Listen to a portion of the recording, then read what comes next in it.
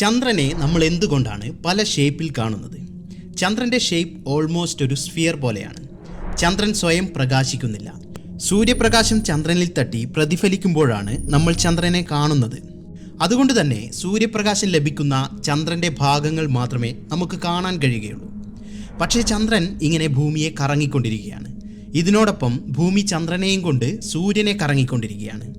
അപ്പോഴെന്താണ് സംഭവിക്കുക? ചന്ദ്രൻ സൂര്യന് അടുത്തു വരുന്ന ഈ ഒരു പൊസിഷനിൽ സൂര്യപ്രകാശം ഈ ഒരു ഭാഗത്താണ് ലഭിക്കുക. സോ ഭൂമിയിൽ നിന്നും കാണുന്ന ഭാഗത്ത് ഇരുട്ടായിരിക്കും. ചന്ദ്രൻ്റെ ഈ പൊസിഷനെ ന്യൂ മൂൺ അല്ലെങ്കിൽ അമാവാസി എന്ന് പറയുന്നു. ഇനി ചന്ദ്രൻ കറങ്ങി ഇവിടെ എത്തുമ്പോൾ ചന്ദ്രൻ്റെ പകുതി ഭാഗം മാത്രമേ നമുക്ക് കാണാൻ കഴിയുകയുള്ളൂ. ഇതിനെ ഫസ്റ്റ് ക്വാർട്ടർ എന്ന് പറയുന്നു. ചന്ദ്രൻ വീണ്ടും കറങ്ങി ഈ ഒരു പൊസിഷനിൽ എത്തുമ്പോൾ നമ്മൾ ചന്ദ്രനെ പൂർണ്ണമായും കാണുന്നു. ഇതിനെ ഫുൾ മൂൺ അല്ലെങ്കിൽ പൗർണമി എന്ന് പറയുന്നു. ചന്ദ്രൻ കറങ്ങി ഇവിടെ എത്തുമ്പോൾ വീണ്ടും പകുതി ഭാഗം മാത്രമേ കാണാൻ കഴിയുകയുള്ളൂ. അങ്ങനെ 29.5 ദിവസങ്ങൾക്ക് ശേഷം ചന്ദ്രൻ കറങ്ങി വീണ്ടും ഈ ഒരു പൊസിഷനിൽ എത്തുമ്പോൾ ന്യൂ മൂൺ അല്ലെങ്കിൽ അമാവാസി ഉണ്ടാകുന്നു.